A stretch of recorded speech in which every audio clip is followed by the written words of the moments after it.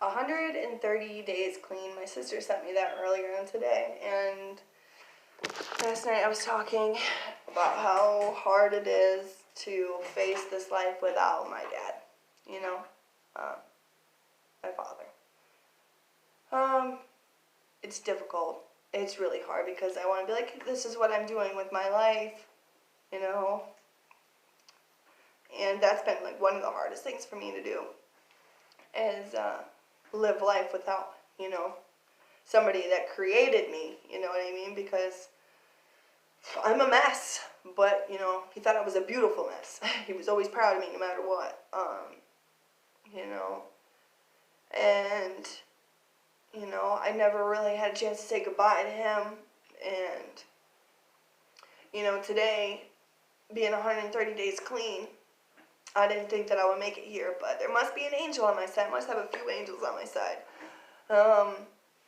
The hardest death I ever had to deal with was his death, and I haven't dealt with it, but I'm dealing with it now. I realize that me using drugs isn't bringing it back, but it's not making it any better either. I was in denial about it for the longest time, like thinking it was a sick joke, like he was going to come back. You know, people were just saying that to get me sober. But he's not coming back. That's the reality of it. The reality of it is I need to grow up and get my shit together. He didn't put me on this earth for no reason. I'm grateful for my friends and my family, and sometimes, lately, I've actually been feeling like I want to push people away because they're not him.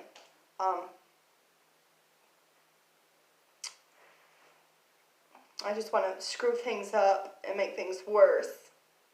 Why? Because I miss him, you know? And it's not easy when you lose somebody very close to you.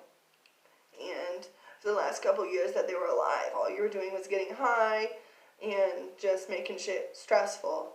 You know, I'm dealing with a lot of guilt and shame with that. They say to be open and honest about what you're going through. And, you know, lately I wanted to just give up because I miss him.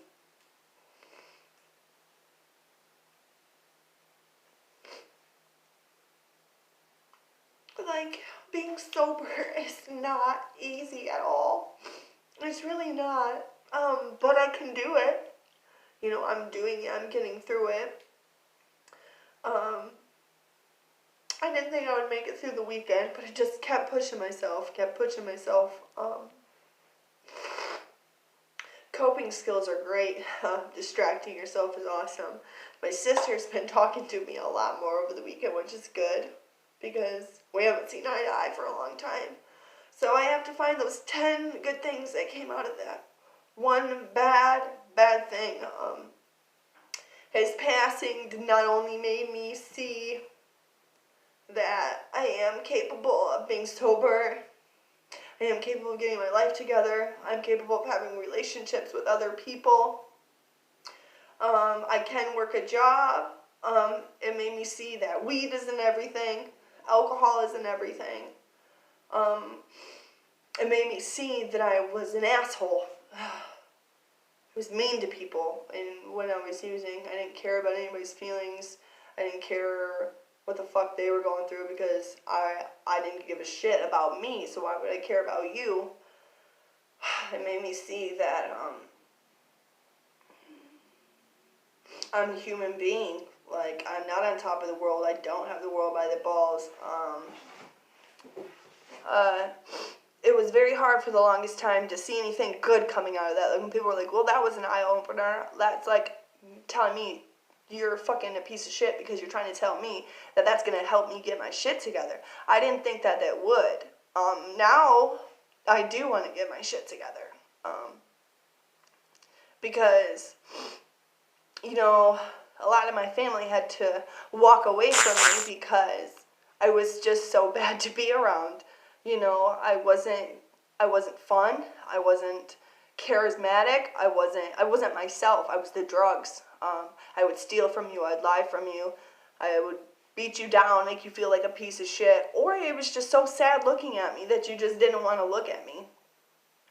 I wasn't good for anyone, for my friends or for my family. So now that I've been dealing with his death, which is one of several reasons why I decided to get high and keep getting high, because I couldn't deal with it, the pain that it brought me. I realized that in life, shit happens. And when you put dope and drugs on top of it, more shit happens. Bad shit. As bad as his death was, and how I didn't think I would ever be able to accept it, I get angry. I get so pissed off. Like, how the fuck could you leave me here? Like, how could you do that? You know? And then I just want to be mad at everybody again, all over again. But it gives me strength today. It really does. I can see, further in front of my face than I used to be able to. Usually I just saw to the dope man, saw to the needle in my arm, saw to the drink to my lips, the weed in my lungs. I was so wrapped up in denial that I had a problem with anything or anyone. You guys had a problem with me. That's really what I thought. Now that I know that I can live a normal life, whatever normal is, which I'll never be normal. I've never been normal. I will never be normal. But I can be sober, and I can not take people for granted just because I want to be selfish and greedy. I've been working on a lot of things lately within myself. Like, how do I be a more honest person? How do I not dwell on the past? How do I look forward to my future? How do I be positive? How when I feel like I miss my dad, how do I express how I miss my dad? Because I don't know how to express that. Do I draw him a picture? Do I write him a letter? Do I talk to him? Do I cry about it? Because before I would be like, fuck you, you ain't shit, and that's just it. That's how I used to be. Or I wouldn't even talk about it. I just act like it never even mattered. Didn't talk to my family or nobody because I didn't want to be reminded of it. And actually, I haven't even talked to my aunt in a couple days because I'm backtracking. I need to call her tonight. Tell her how I'm feeling probably, because it's been a couple days. Normally I call her, but I need to get out of this funk that I'm getting in. This weekend was really tough for me because I missed my dad and I didn't know how to tell anybody about it because I don't want anybody to know that I'm going through anything. But December is a really hard month for me. His birthday's in December, so it's like, whew.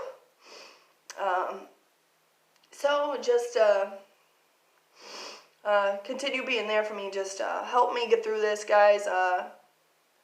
Because I won't admit that I miss him, but I'm admitting it now. I really do miss him a lot. I can't believe that it happened, but I know what it feels like. So, yeah, I don't want to move back in my recovery. I want to keep moving forward in my recovery, so I just felt like I should put this video out there because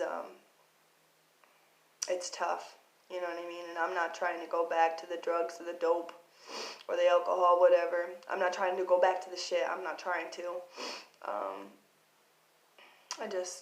I love you all. I really do. But I got court tomorrow and I got a job interview. So with that being said, I keep doing the next right thing, baby. And I might just get through this, But with you guys' support, it definitely helps me see through my own bullshit,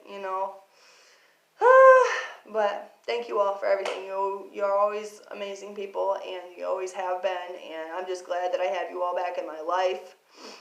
Little here, little there, but really the little talks that we have or the texts that we have, you don't understand. Like, I might be going through something right at that moment in time, and all of a sudden, boom, you text me, and it helps a lot. Like, seriously, distracting me for 30 seconds could save me from doing dope for the next 5 months. Like, and it's crazy how that happens because I didn't think it would be like that. I thought that I will always get high.